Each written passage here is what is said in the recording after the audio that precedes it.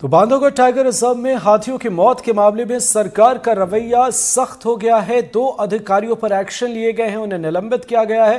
इधर मुख्यमंत्री हाथी टास्क फोर्स के गठन के निर्देश दिए हुए हैं।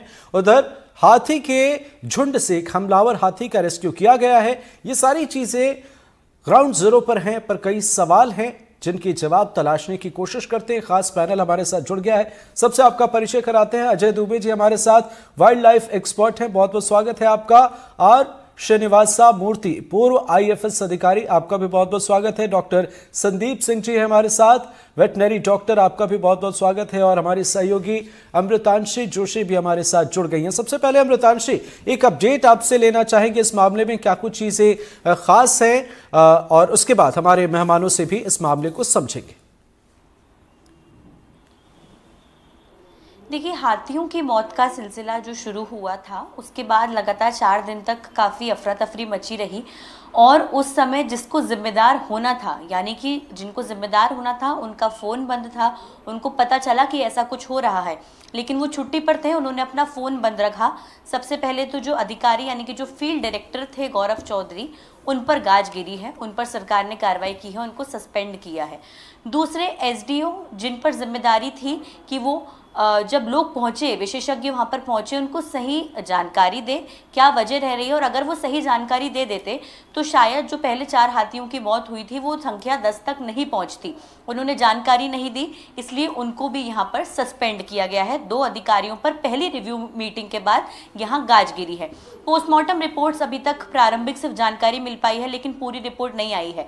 ये जो रिव्यू मीटिंग हुई है, जो एक दल बनाकर मुख्यमंत्री ने बैठक के बाद भेजा था, जिसमें वन राज्य मंत्री दिलीप अहिरवार और जो पीसीसीएफ थे और बाकी एक और अधिकारी शामिल थे, वो पहुंचे थे। लेकिन अभी जो महत्वपूर्ण रिपोर्ट आनी है कि आखिर वजह क्या रही है जो हाथियों की मौत हुई है, क्योंकि कोई भी ये मानने को तैयार नहीं है। हम ये कह सकते हैं कि जो कोदो कुटकी या तो वो फंगल इन्फेक्शन से खराब हुई थी, या फिर जो भी मवेशी या फिर कोई भी जानवर उनका सेवन करता है, क्योंकि इसके पहले ऐसा कोई मामला सामने नहीं आया है। पहली बार ऐसा हो रहा है, और 1 नहीं 2 नहीं बल्कि 10 हाथियों की मौत लगातार हो गई है। फिलहाल जो हाथियों का मल है और जो भी जहाँ पर भी हाथी विचरण कर रहे थे, उस जगह की फिलहाल अभी पूरी हम कह सकते हैं कि रिपोर्ट्स तैयार की जा रही हैं। फोरेंसिक की रिपोर्ट्स जब तक नहीं आती है तब तक अभी कुछ भी कहना मुश्किल होगा।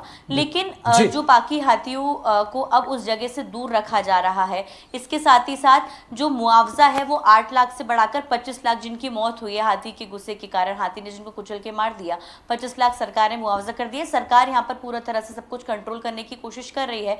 लेकिन बड़ा सवाल अमृत यही है कि अधिकारी अपनी जो लापरवाही है वो किस तरह से दिखा रहे थे। यहाँ पर भले ही सरकार ने कार्रवाई कर दी हो, लेकिन मध्य प्रदेश एक ऐसा स्टेट है जहाँ पर अब वाइल्ड लाइफ बहुत तेजी से ग्रो कर रहा है। चाहे हम टाइगर स्टेट की बात करें, उसके बाद अब क्योंकि हाथियों को लेकर भी सरकार टास्क फोर्स बना रही है, जैसे चीता मित्र बनाए गए हैं वैसे हाथी मित्र बनाए जा रहे हैं। केरल, कर्नाटक और असम जैसे राज्यों से अब ट्रेनिंग ली जाएगी, विशेषज्ञ वहां से बुलाए जाएंगे, मध्य प्रदेश के अधिकारी वहां विजिट करेंगे।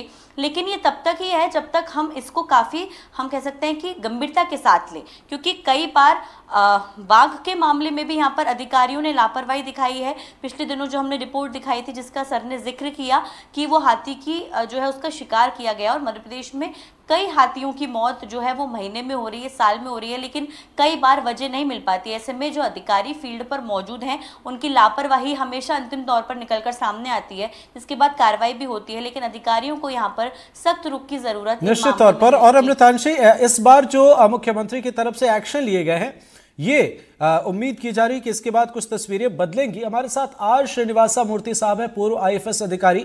सर, लंबा तजुर्बा है आपको, आपने कई तस्वीरें देखी होंगी, कई आपने हालात काफी करीब से महसूस किए होंगे। इस मामले में 2 अधिकारियों को रविवार शाम को निलंबित किया गया और हाथी टास्क फोर्स के गठन के निर्देश दिए गए। क्या लगता है, इससे कुछ तस्वीरें बदलेंगी, कुछ लॉन्ग इंपैक्ट आपको नजर आ रहा है?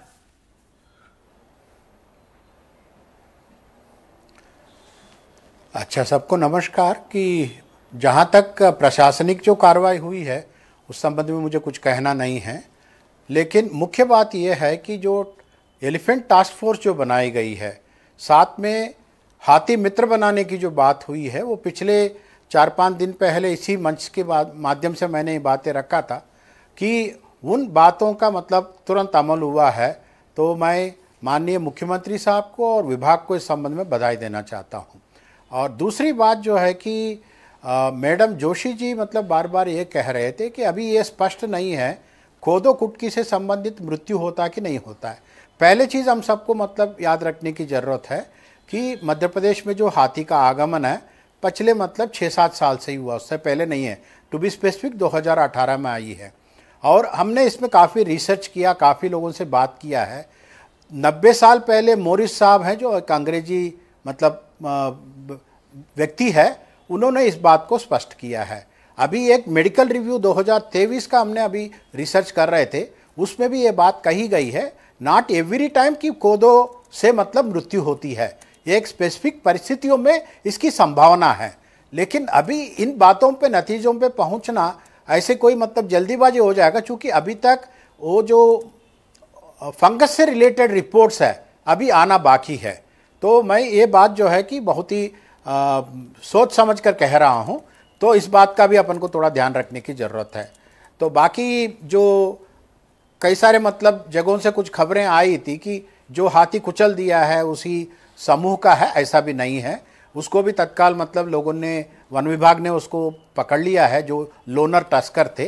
तो उस संबंध में जो हुई एक कोइंसिडेंस की बात है, एक के बाद एक घटनाएं हुई, बहुत ही दुर्भाग्यपूर्ण है। लेकिन अभी काफ़ी करेक्टिव एक्शन होने लगा है, that's a very good thing. बिल्कुल बिल्कुल, आपने सही कहा। और ख़ास यहाँ पर आपने जो जानकारी दी है या जो इस स्थिति को अगर हम गंभीरता से समझें तो निश्चित तौर पर अगर हम संरक्षण नहीं दे पाते हैं तो ये मुश्किल भरे हालात की तरफ एक इशारा करता है। Ajay Dubey ji wild life expert हैं। दुबे जी, एक बड़ा सवाल ये है कि जो किसान हैं वो इस दलील को हजम नहीं कर पा रहे कि कोदो खाने की वजह से मौत हुई है। उनका कुछ और कहना है, लेकिन ये संघर्ष की जो तस्वीर है ये थमने का नाम नहीं ले रही है। क्या आप स्थिति देखते हैं, बतौर वाइल्ड लाइफ एक्सपर्ट होने के नाते आप क्या कहेंगे? अमृत, मैं एनडीटीवी को धन्यवाद दूंगा और मूर्ति साहब को भी कि कुछ दिन पहले जो आपने अच्छी बातें सरकार को कही इस फोरम से, और सरकार ने एलिफेंट टास्क फोर्स बनाया और निश्चित तौर पे एलिफेंट मित्र बनाए जाएंगे। तो ये एक मीडिया का बहुत बहुत एक अच्छा कंट्रीब्यूशन है। और मूर्ति साहब, चूंकि हम जानते हैं कि एक सफल रीइंट्रोडक्शन पन्ना में हुआ, टाइगर्स खत्म हुए, वापस आए। आज जब ये पैनल पे हम बात करते हैं तो मैं एक एक्टिविस्ट के नाते, मैं इस वक्त बांधवगढ़ में ही हूँ और जो मैं देख रहा हूँ उसमें निश्चित तौर पर वन विभाग मेहनत भी कर रहा है। और जो हादसा हुआ है उस हादसे पे कुछ कड़वी जानकारी भी है और जो भविष्य के लिए एक निर्णय अच्छा करने में मदद करेगी। मुख्यमंत्री ने कार्रवाई करी, यहाँ के फील्ड डायरेक्टर को सस्पेंड किया, अच्छा किया। और दूसरा जो एसडीओ थे, देखिए फील्ड आप कानूनी तौर पे देखें तो अमृत, फील्ड डायरेक्टर वही बनता है जो वाइल्ड लाइफ के एरिया में उसने काम किया हो। जो गौरव चौधरी जिसको फील्ड डायरेक्टर बनाया गया वो सीनियर अफसर भी नहीं थे और उनके पास शेडो नॉर्थ का चार्ज भी उन्होंने 1.5-2 महीने रखा। और उनका बांधवगढ़ में यदि थोड़ा भी इंटरेस्ट होता तो वो आके यहाँ के स्टेक होल्डर्स के साथ मिलते। और बांधवगढ़ का जो फील्ड डायरेक्टर होता है उसको ये जानकारी है कि पिछले 7 सालों से हाथियों की मूवमेंट लगातार हो रही है। और जिस जगह अमृत ये हादसा हुआ है उस जगह पे 2022 में हाथी का वहां पे संदिग्ध परिस्थितियों में मौत हुई थी और फॉरेस्ट वालों ने उसको जला दिया था।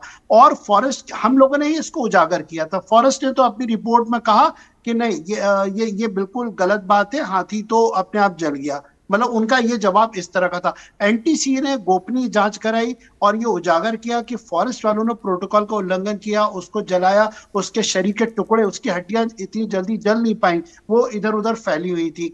और उसमें रेंजर और अन्य अधिकारियों को सस्पेंड किया गया, उन पर मुकदमा दर्ज हुआ। जो कल मुख्यमंत्री ने एसडीओ को सस्पेंड किया, नीनामा को, उस वक्त भी वही पदस्थ था। और जो आज 10 हाथी की जो घटना हुई है ये भी उसी के पास हुई है। हमें ये देखना होगा कि बांधवगढ़ जैसे संवेदनशील जगह जहां 150 से अधिक बाघ हैं, वहां पे समस्या क्या है? वहां पर यदि वाइल्ड लाइफ के एक्सपर्ट ऑफिसर्स को आप बैठाते तो वो कॉन्फ्लिक्ट मैनेजमेंट की बात करता, वो नागरिकों के बीच में बैठता। और अभी आज जो वन विभाग है, ठीक है रिपोर्ट आनी है लैब से, लेकिन वो एक जगह उसने, वन विभाग ने गांव वालों को डिटेन कर लिया। गांव वालों को उठा दिया, बंद कर लिया। मतलब आप क्यों उठा रहे हो जब आपको पता है, आपका बयान है कि कोदो से हाथी मरे, लेकिन आप लोगों को अरेस्ट कर रहे हो, क्यों कर रहे हो? ये एक तरीका दोहरा था। दूसरी बात, यहां पर जहां ये घटना हुई है उसके आसपास बांधवगढ़ टाइगर रिजर्व में अवैध प्रवेश, और वहां पर कटनी, बांधवगढ़ टाइगर रिजर्व 2 जिलों में, उमरिया और कटनी में, तो कटनी से बांधवगढ़ के अंदर प्रवेश करने की शिकायतें थी। बांधवगढ़ टाइगर रिजर्व ने बाकायदा खाइयां बनवाई है, ट्रेंच है, कि लोग वहां पे एंट्री ना करें, उसकी सुरक्षा के लिए गंभीरता से काम किया। सरकार को आज बांधवगढ़ टाइगर रिजर्व की जो समस्याएं उस पर ग्राउंड पे आके और उस पर निर्णय लेना होगा। इतनी जल्दी बयान देना मुझे लगता है गलत था। और मुख्यमंत्री ने जो भी जांच करवाई, उस जांच रिपोर्ट में जो भी है सामने आएगा। लेकिन उन्होंने एक बात कही है, कोदो से हाथी नहीं मरते हैं। यदि हम कोदो को देखते हैं तो ये कह सकते हैं कि एक कोई मतलब बहुत ही बड़ी कोई ऐसी सरकमटेंस हो गई हो कि एक हाथी मर जाए पॉइजन से। क्या हो सकता है कि 10 हाथी एक साथ मरे, वो भी तड़प तड़प के? ये मुझे लगता है कि ऐसा मतलब वाइल्ड लाइफ जो मैनेजमेंट है पूरा साइंस पे डिपेंड है।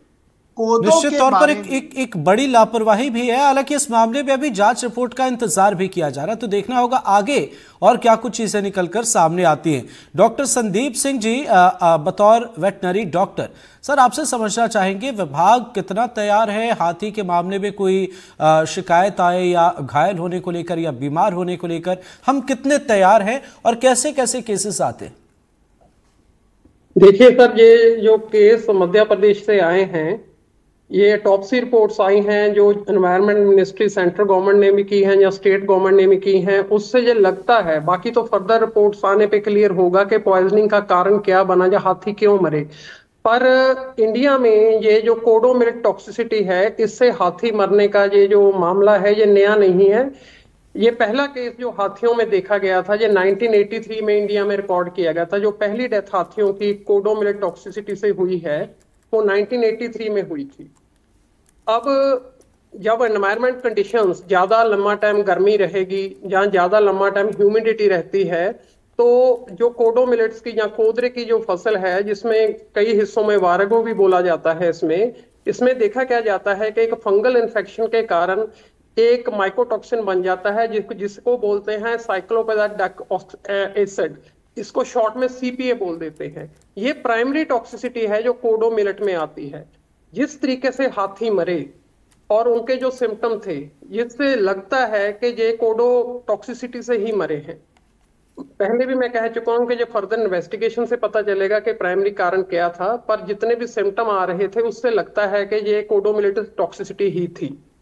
इसके एंटीडोट अवेलेबल हैं। इसका एंटीडोट बड़ा सिंपल है कि आप इमली का पानी, या जिसको हम नॉर्थ इंडिया में लस्सी बोलते हैं या छाछ बोलते हैं, ये अगर हमें कोई और एंटीडोट नहीं मिलता तो अगर हम इनको भी देते हैं तो ये एंटीडोट काम करते हैं और कोडो मिलेट जो टॉक्सिसिटी हाथियों में हो रही है वो कंट्रोल की जा सकती है। अकेला मध्य प्रदेश में नहीं, आप टाइम्स ऑफ इंडिया की रिपोर्ट चेक करो कि 2024 में अकेले उड़ीसा में ही अब तक 50 से करीब हाथी मर चुके हैं। उनके कारण अलग अलग रहे होंगे, पर ये 72 आवर्स में 10 हाथी मरना ये बड़ी बात है। आज तक हमारे देश के इतिहास में कभी भी इतनी डेथ 72 आवर्स में नहीं हुई।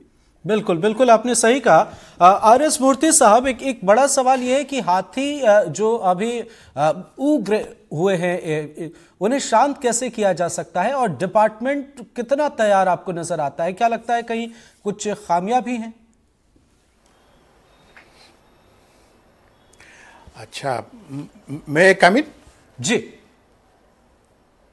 हाँ जी, मैं ये बताना चाहता हूँ, जब हाथियाँ 2018 में आए थे उस समय से लेके लगातार स्टाफ को ट्रेनिंग दिया जा रहा है, पहली चीज़।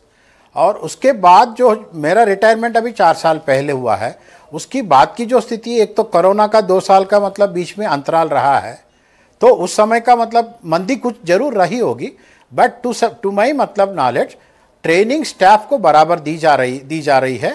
संवाद बनाने का भी बात है, लेकिन जैसा कि ये एक अच्छा लंबा एक एक्सपीरियंस है वहाँ पे, खासकर छत्तीसगढ़ में हाथी मित्र बनाने का, ऐसी व्यवस्था यहाँ पे लाने के ऑलरेडी अब आदेश दे चुके, वो तो शुरू होंगे। दूसरे एक इम्पॉर्टेंट इश्यू मैं यहाँ पे टेकअप करना चाहता हूँ, जो अपनी अजय दुबे जी कह रहे थे। अब मध्य प्रदेश की वन विभाग में खासकर आईएफएस स्तर के, एसीएफ की स्तर पे और रेंजर की स्तर पे ट्रेंड वाइल्ड लाइफर की बहुत ही कमी है। 2-4-10 से ज़्यादा नहीं होंगे। तो उस इश्यू को विभाग को और स्टेशन को एड्रेस करना पड़ेगा। ये पहले ट्रेनिंग जो है लोग वॉलंटरीली जाते थे अपनी इच्छा से, लेकिन अब विभाग को लोगों को पिकअप करके भेजना पड़ेगा, क्योंकि मध्य प्रदेश के पास इतना बड़ा वन्य प्राणी जो व्यवस्था है उसका एक धरोहर है, उसे हमें टेक केयर करना पड़ेगा, जो ये इम्पॉर्टेंट इश्यू है। और एक इश्यू भी मैं यहीं पे जोड़ना चाहता हूँ। 2012-13 से पहले जो क्रॉप कॉम्पनसेशन का जो इश्यू है वो अकेला वन विभाग करता था। बाद में इसमें लोक सेवा अधिनियम के अंतर्गत ये राजस्व विभाग को दे दिया गया है। इस चीज़ को वापस करने की ज़रूरत है, क्योंकि उसमें भी काफ़ी देरी होते हैं। तो ये सारे जो मतलब जो मैं ये एक व्यवस्था में जो संशोधन की आवश्यकता है, इस ओर मैं इशारा कर रहा हूँ। Thank you. बिल्कुल, आपने सही कहा। अमृतांशी हमारे साथ हैं भोपाल से। अमृतांशी, राजधानी में आपने क्या कुछ देखा है इस मामले को लेकर?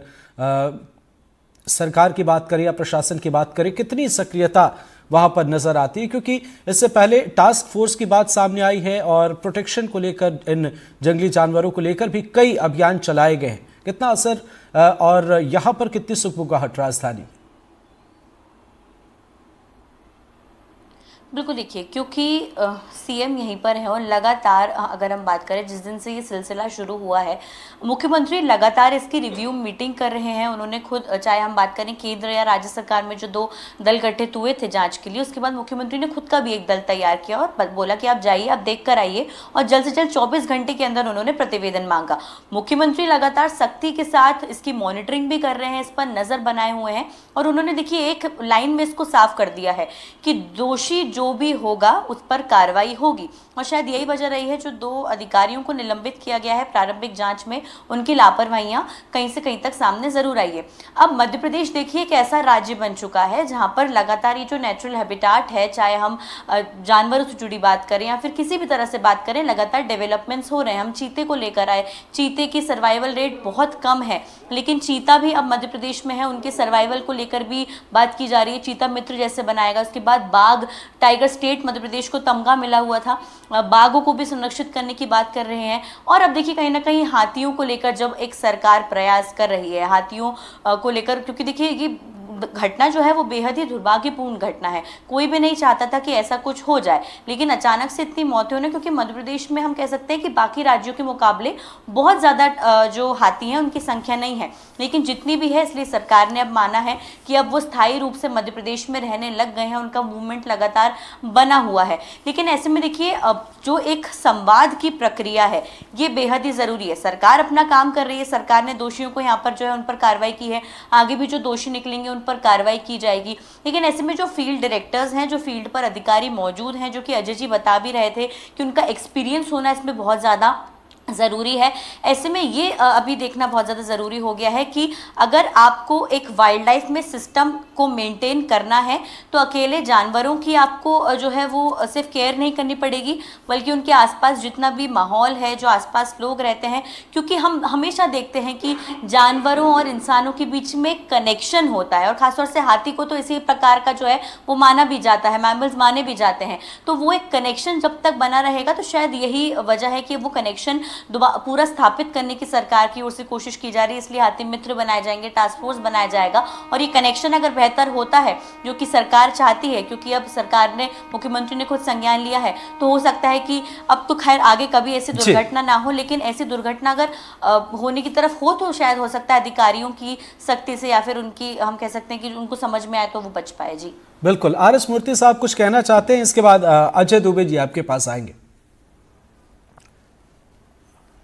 हाँ जी, मैं यही बात कह रहा था। जब पिछली बार इसी मंच से जो चर्चा हुई थी, संवाद की बात कर रहा था मैं। लोगों से जब तक हम संवाद नहीं कर पाएंगे, चूंकि आबादी के हिसाब से भारत बहुत बड़ी देश है, और साथ में एक इम्पॉर्टेंट बात है, भारत को छोड़ के बाकी जितने भी दुनिया की वेस्टर्न कंट्रीज है, वहाँ पे वाइल्ड लाइफ कंजर्वेशन, खासकर कार्निवोर का जो वाइल्ड लाइफ की जो कंजर्वेशन, मेगा हेर्बिवोर का कंजर्वेशन नहीं की जाती है। इतनी आबादी के साथ इस कंजर्वेशन को अपन को सक्सेस करना है, लोगों को साथ में रख के ही आगे जाना पड़ेगा। पन्ना जो मेरा जो एक्सपीरियंस है वो एक सबसे बड़ा मतलब एक उदाहरण के रूप में खड़ा होता है। इसमें पैसा ज़्यादा नहीं होता है, एक्चुअली स्टाफ को starting from the field director down to up to चौकीदार तक लोगों को संवाद की एक जो इम्पॉर्टेंट शैली है, कला है, वो समझाना पड़ेगा। साथ में ट्रेन्ड ऑफिसर्स की बहुत ज़रूरत है, अन्यथा आगे चल के इस प्रकार की प्रॉब्लम्स और आते ही रहेंगे। Thank you. बिल्कुल, तो ये कम्युनिकेशन गैप जो है इसे निश्चित तौर पर हटाने की ज़रूरत है। अजय दुबे जी, एक सवाल ये है कि हाथी हमलावर है और इस स्थिति को बेहतर तरीके से कैसे सुलझाया जा सकता है? बेहतर विकल्प के तौर पर आप क्या देखते हैं? किस तरीके से ग्रामीणों से कम्युनिकेट करना होगा और क्या वजह है जिससे सबसे ज्यादा एग्रेसिव हो जाते हैं हाथी? अमृत, मेरा ऐसा मानना है कि सरकार को हाथी का जो भी प्रॉब्लम है उस पे 2 साल पहले कोलकाता में जो हाथियों का जो लैंडस्केप है, बंगाल, झारखंड, उड़ीसा, छत्तीसगढ़, मध्य प्रदेश, इस पूरे जमीन के टुकड़े पे हाथियों को राज्य की सीमा नहीं पता है। ये 5 राज्यों के मंत्रियों को वन विभाग के जो बैठना चाहिए, एक एक्शन प्लान बनाना चाहिए, क्योंकि यदि छत्तीसगढ़ से हाथी आ रहे हैं तो छत्तीसगढ़ में समस्या क्या है, बंगाल से यदि आ रहे हैं तो क्या समस्या है। यदि हम केवल मध्य प्रदेश में हाथियों को यदि फोकस करके समस्या देखेंगे तो उसका समाधान नहीं होगा। और 6 साल में यही गलती हुई है कि बैठकें होती है, कॉन्फ्रेंस होती है। अमृत, आप विश्वास मानोगे, लाखों रुपए खर्च करके बांधवगढ़ में अभी करीब 1 साल पहले वाइल्ड लाइफ ने प्रेस कॉन्फ्रेंस वो इंटरनेशनल कॉन्फ्रेंस करी थी हाथियों के ऊपर। उसकी जो सिफारिशें थी हाथियों के बेहतर भविष्य के लिए, वो सब कचरे के। तो निश्चित तौर पर कई सवाल हैं और अगर इस पर गंभीरता से विचार किया जाए, जो कि तस्वीर नजर भी आती है भोपाल से, तो तस्वीरें बदल सकती हैं। बहुत बहुत शुक्रिया हमारे साथ जुड़ने के लिए और हमारे इस खास कार्यक्रम में फिलहाल इतना ही। नमस्कार।